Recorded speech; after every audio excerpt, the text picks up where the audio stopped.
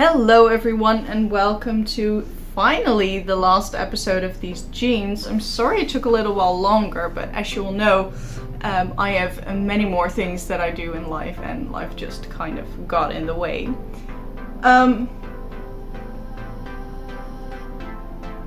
Yeah, you might have seen it in the last episode, but I filmed the intro in yet another room.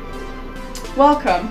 We moved again. This time it's just one floor up, so you might see a new background every once in a while.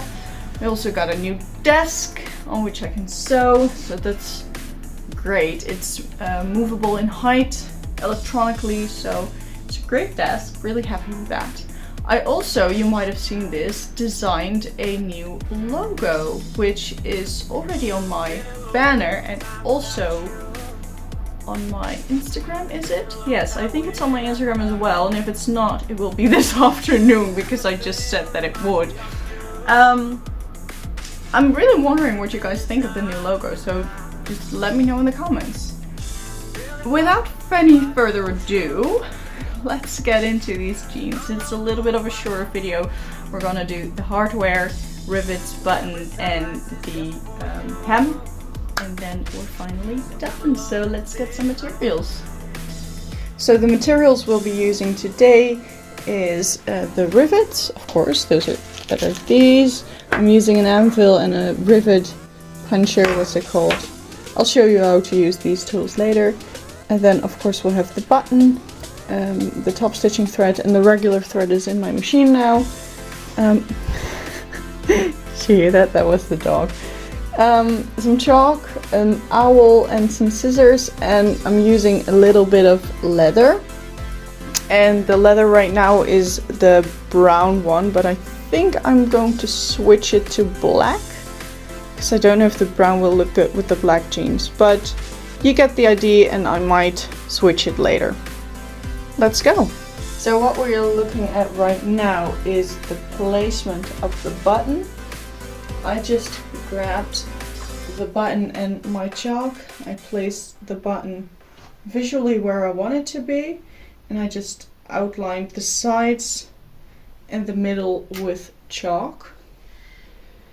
And now we're going to make a buttonhole, and we're going to do that using a zigzag stitch. That's how they usually make buttonholes in jeans, and we're going to use the top stitching thread as a strengthener. So let's go do that. I do suggest you practicing this a few times on some scrap fabric because it can be quite tricky. I also practice it sometimes, and that was absolutely necessary because this is also a first for me, so I highly suggest doing that.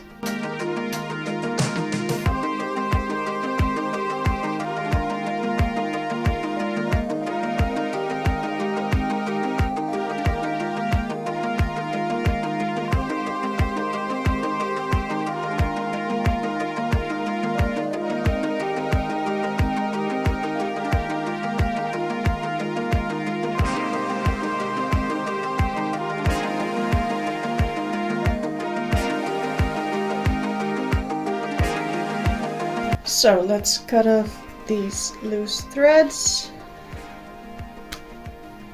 like that, and just check if the button will go through the buttonhole, and it does. That's great. So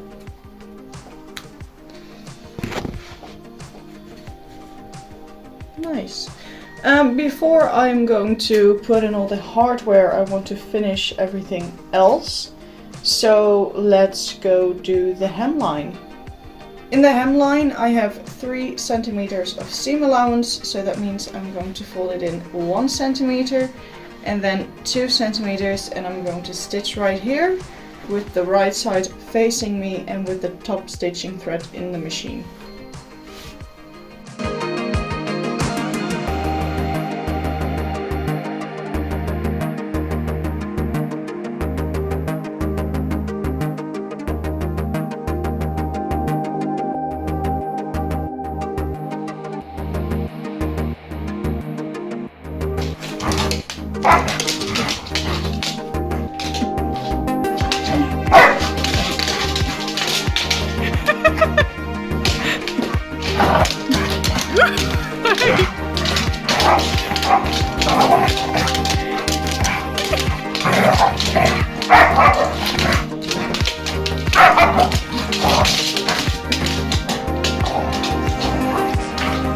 so I just went to the fabric store to see if they have a substitute for the brown leather, and I knew they had a black leather which was very beautiful. It was a matte black, but unfortunately it has been sold. And the other options were like a shiny black leather, and then they had a blue leather with the same like grid pattern as the brown one, and they also had it in white. But I really wanted the black one, so I think I'm just going to let it go for now, finish the jeans, and then maybe eventually get back to it.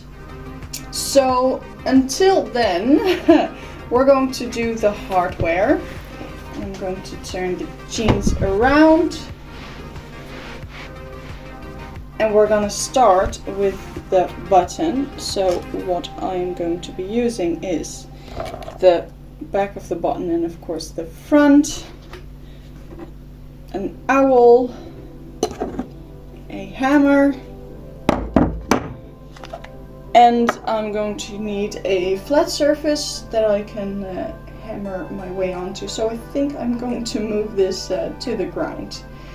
To decide the placement of the button, you are going to close your zipper and see where your buttonhole falls. Now I am going to manipulate it just a little bit because my waistband is a little bit higher on the left side. And once you're done with your placement, you're going to take the owl and place it in the left corner of your buttonhole. And this needs to be the left corner because when you're wearing your jeans, the waistband is going to be stretched, so your button wants to sit at the left side of the buttonhole. So I just made a little hole there. You can see it a little bit, and then you place the backing through it and the top on there, and then we're going to smack it on the other side. So let's go to the floor. Okay, so I have a flat surface with some fabric to protect my button, and I pushed the backing of the button through the hole that we just made. I'm going to push the button on as much as I can. Now I'm going to turn it around and just smack it a little bit, and that should be tight. And it is.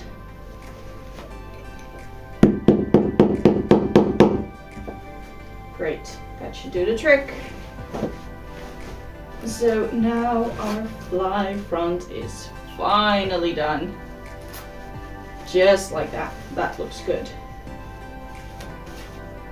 Nice. Onto the rivets. So for the rivets, we're essentially going to do the same thing, only we're going to use these tools that I'm going to explain later when we're going to push them in. So a rivet also exists out of a backing like this and a front like that. I again choose the gold to match the button and the zipper. And this is also a case of pushing the backing through and then pushing the front on top. So I'm first going to decide where my rivets are going to be placed.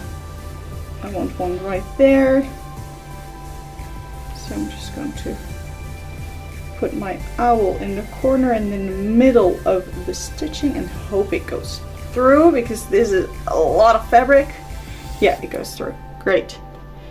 And then we're going to push the backing in. Now, like that. And now we're gonna drop to the floor again, so I'll show you how to push them in. Okay, so for the rivets, I have the top I have the backing and the hole, and then I have this little anvil and this thing which has a hole in the top that perfectly matches the top of my rivet. So what I'm going to do is I'm going to place the anvil on the bottom of the rivet, place the top on, put that thing on top of the rivet and just smack it.